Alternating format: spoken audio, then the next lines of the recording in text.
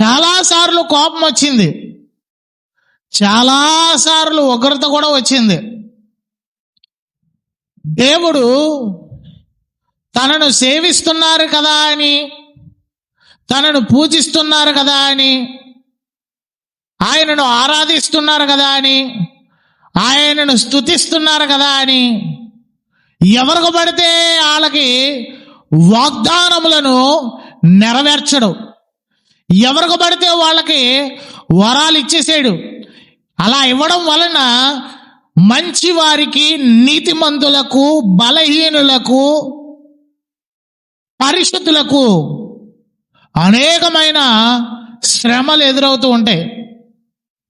ఎవరికి పడితే వాళ్ళకి ఆయన వాగ్దానాలు ఇవ్వడు, ఎవరికి పడితే వాళ్ళకి ఆయన వరాలు ఇవ్వడు, ఎవరికి పడితే వాళ్ళకి దేవుడు శక్తిని, బలాన్ని అత్యధికంగా ఇవ్వడు.